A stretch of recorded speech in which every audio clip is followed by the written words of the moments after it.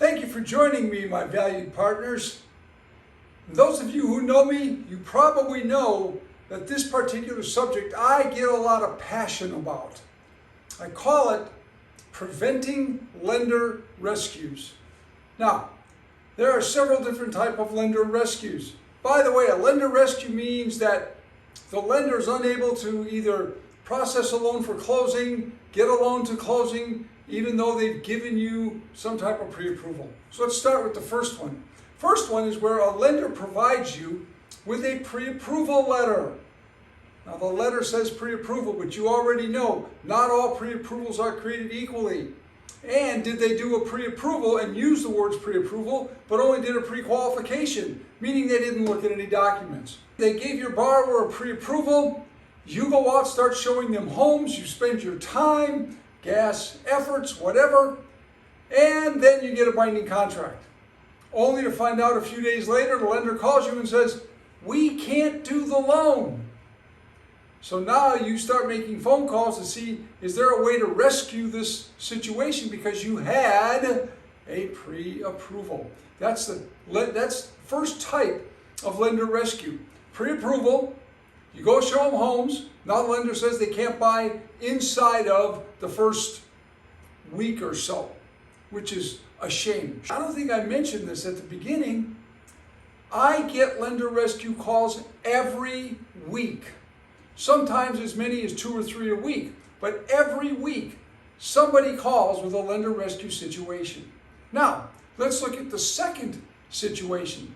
Second situation is you had a pre-approval, take your buyer looking for homes, you're now into the process and it's right before the financing contingency ends and you're pressing the lender for answers. The lender says, well, I'm not sure I can do the loan. So now to protect your buyer's earnest money, you go ahead and tell them to give you a letter that they can't get the loan done so that you protect the buyer's earnest money. And you start making phone calls to other lenders, me or someone else, to find out, will somebody be able to get them a loan? Because remember, you had a pre-approval letter. And they didn't say anything until you're right before financing contingency ends. Lender rescue number 2. Now, the worst of the lender rescues is lender rescue number 3. That's the one where you had a pre-approval, you went and showed them homes, you're checking up with the lender, you're following up to make sure that this loan is going to come to closing. You get to the financing contingency date, you follow up because you're a good agent. And the lender says, we've got this, we've got this. We don't have clear to close, but we've got this. Now, you're a day or 2 or 3, maybe a week before closing, financing contingency's done, and the lender can't do the loan. Now, that's why I say it's the worst, because your buyer spent money on an inspection, spent money on an appraisal, and now they're going to lose their earnest money. That's lender rescue number 3. And yes, we're only 2 weeks into the 2024, and I've already had 2 of the number 3 lender rescue questions in just 2 weeks. It's a shame that people could potentially lose their earnest money because a lender hasn't done their job. Now, what can you do to help prevent the probability of a lender rescue? Well, obviously, the simple answer to that is, if you could get your buyer to use your lender of choice, your trusted partner, then the probability of having that situation occur is significantly minimized, if it would ever happen at all. But what if they insist on using their brother's friend, or they insist on using an online lender that you have no relationship with? That puts you in a jam because you can't help them. So what can you do to help prevent that? Now, I've got something called a lender questionnaire that I'll be glad to send you. Just reach out to me and say, Greg, can I get your lender questionnaire? It's 7 questions. None of them are confidential. So the lender can give you this information or give it to your buyer. But what it does, it pins the lender down. It's called the lender questionnaire. Let me know and I'll get it to you.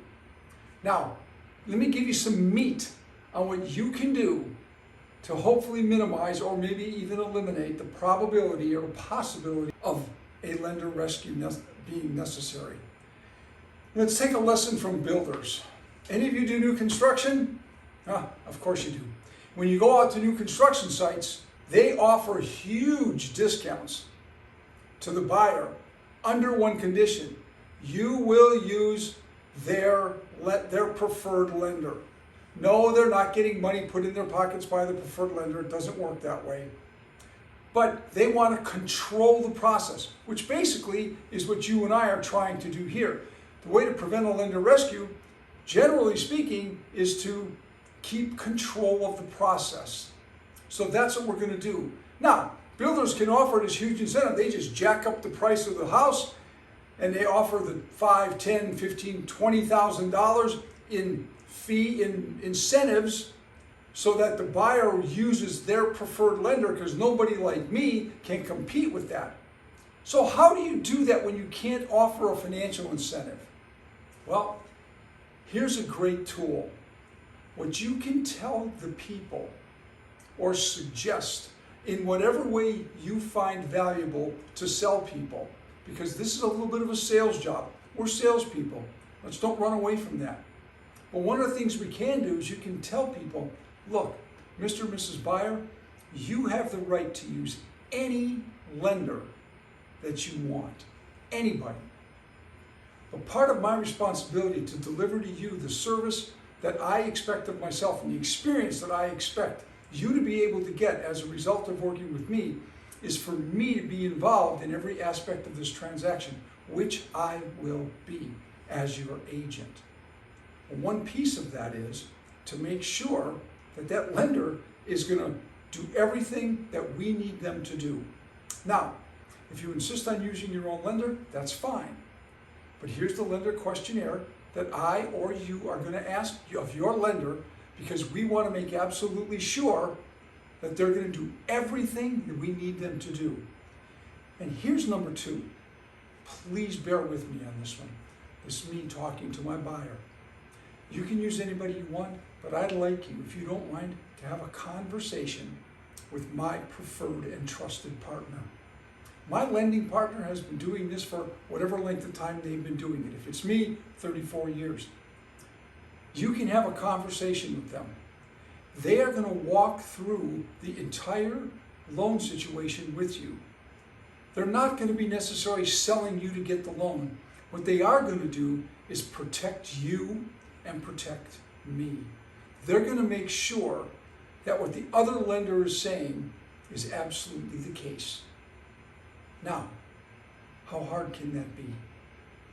I know if you do that, you're going to get a higher percentage of people who are going to say, okay, I'll talk to Greggy J. That's who you want me to talk to, but I'm going to use my brother's friend. Okay, use your brother's friend. Just speak with Greg or Greggy J, however you refer to me. But that's what you're going to do. Or whoever your trusted preferred lender is. You want them speaking to that person. Of course, your trusted partner is going to get on the phone with you. They don't disclose confidential information, but they're going to confirm that these people are completely ready to buy a house. Or they're going to come back to you and say, here's some questions to ask their brother's friend who they're going to do the loan with, to make sure that all I's are dotted, all T's are crossed.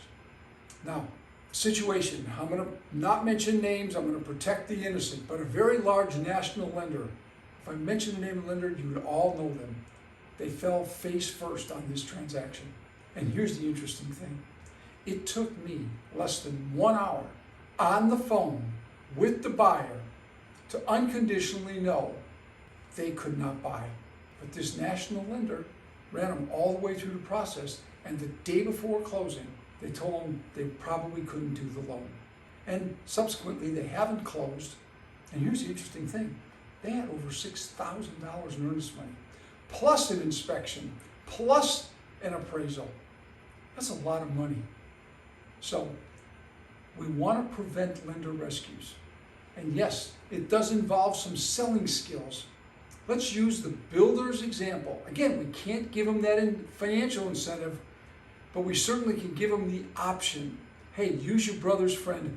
Call my trusted partner. Please allow me to do my job in creating for you the best possible experience so that there's no chance of you, my buyer, losing your earnest money or any money on this transaction. How do you feel about that? As agents, do you think I'm completely crazy, or does this have some merit?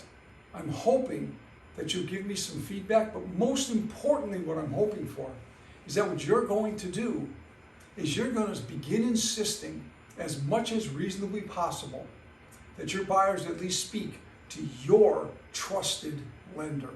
I'm wishing you all the best. Let's make it a great year. Thank you.